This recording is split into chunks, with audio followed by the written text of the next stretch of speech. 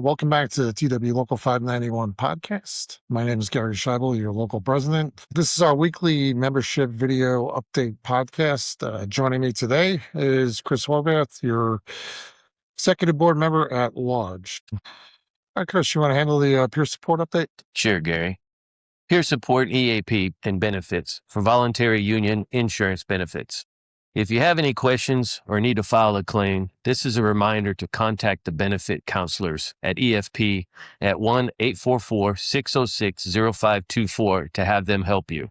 If you experience any issues with filing a claim or long on hold times, please contact the benefits coordinator, Tony Lepore. He will work to resolve the issues as they come up. ASAP and compliance. Joe and Harry thank the reps for assisting with the Miami ASAP group floor walk and roadshow, giving both our coordinators the opportunity to explain ASAP program and answer the questions. Also, there are a lot of new and major overhaul revised work cards. Please read them completely and only when you understand all that you are required to do. Accomplish the card and afterward sign for that card. If you have any issues understanding or accomplishing the card as written, stop and get assistance. Even if you solve the issue in station, please submit an ASAP report. Reporting is important so that our ASAP coordinators can work on fixing the issues you had with the work card and make sure that the next AMT, MLS, GSE, or facilities mechanic doesn't have the same issue. I'll roll right on into safety. Our safety quarter, Mike Cockerham, was flying home after another week on the road during this meeting, but we're sure Mike will have more info and updates on a number of safety issues for the next week's meeting. Yep. He's a road warrior. Yes, he is. Let me give the grievance update. So the Article 19 Alpha arbitration briefs for the base versus line on the field trips, that deadline was moved back 1 week to February 20th due to some family issues or personal issues with our attorney. The local has been continuing to work on the time card solution for the recent weather events. We've been told that the association is working with the company on a plan to help our members with payroll coding for the recent cold weather events that plagued nearly the entire country, and then later impacted Charlotte pretty heavily. As I reported to the executive board, I spoke with TWU International rep that's in charge of this, and the company is trying to state that all three examples must be in play for the adverse condition day article to apply. This is absolutely ridiculous because the commas and the use of the word or in the sentence make it clear it's not an all or nothing scenario. You decide, and I'll read the language. This is what it states. Adverse weather conditions. When a decision is made by federal, state, or local government officials that prohibits an individual employee from reporting to work, parentheses, i.e. travel ban, curfew, or state of emergency, employee will notify the company as soon as practical, and the company will approve the options listed below. So, reminds me of, when we had to argue the definition of the word immediately. But so I'm told that the association is debating a 33B presidential grievance on the company redefining the examples as all required. I asked them either to end debate and file or get the company to agree on all of it. I also spoke on the charging of points for what should be non-punitive time off without pay per the article, but this circles back to the company position of all three issues of travel ban, curfew, and the state of emergency must be active. The contract's pretty clear. We can have days off without pay if any of the conditions, travel ban, curfew, or state of emergency is in effect, and they cannot be a chargeable offense. Work rating limitation that we often hear about is not a legitimate excuse. The contract is the contract. Chris, you want to do your field trip update? Sure. Field trip update.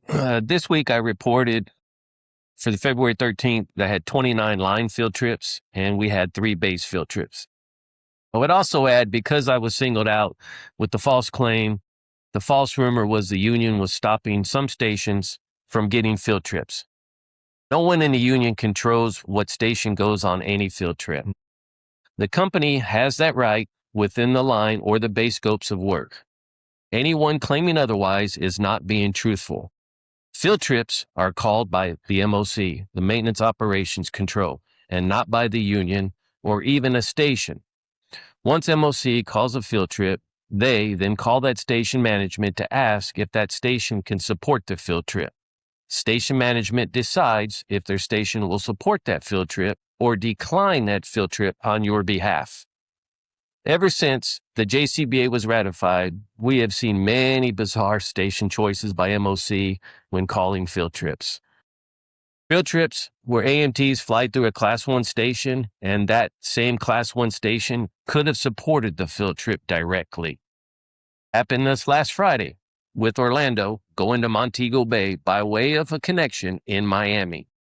While I keep asking what the company logic is or was and suggesting better closer to home ideas, the company has continued to hold to the right to call field trips from any station within the line or base scopes of work. This local just actively participated in presenting the arbitration case against the company to stop the company from violating our contract by using base employees to accomplish unscheduled line maintenance field trips.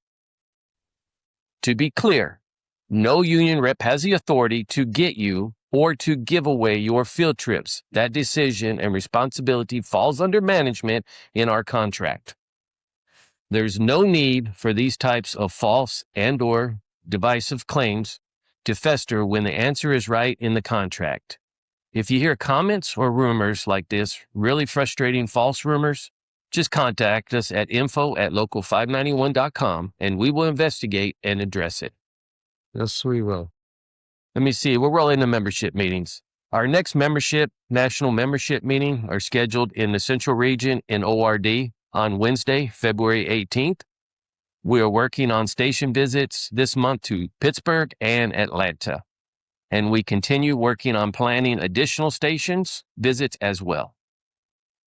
All right, thanks. So one final topic here, my stats.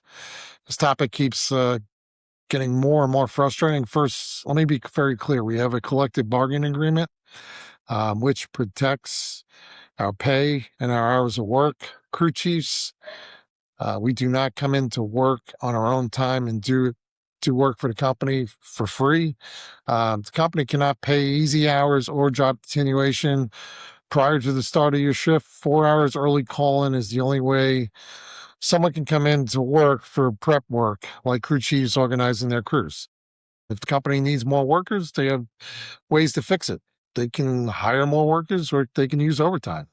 What they cannot do is harass our members about my stats and other time tracking programs that they may have. We know that the new My Stats BS is causing stress in the workplace, causing frustration, anxiety for some.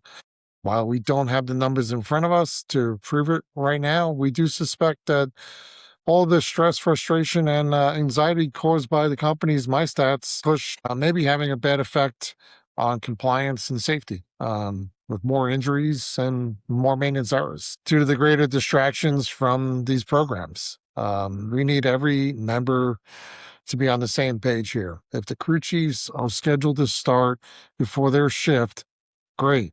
They need to have their manning, workload, and other necessary information ready for them when they start their shift. To reiterate, it is not their job to come in early on their own time and assemble that manning and workload. That's the company's responsibility. If they do not provide it in a timely manner, and the crew chief has to do that when they start their shift, then the crew assignments will obviously be delayed. This also means that those delayed assignments, because the company isn't getting their information to the crew chiefs, will cause My Stats and other time tracking BS the company is using to have flawed data. The issue normally is not our crew chiefs, almost always near our crew chief. It's almost always the system that they're forced to work within. Oh, and the reports we're getting with the new LMO, with the teams built in from the floor, both crew chiefs and AMTs, is that it's actually causing more problems than it solves. So don't hesitate to professionally express your frustrations to management with My Stats and how it's being used against us.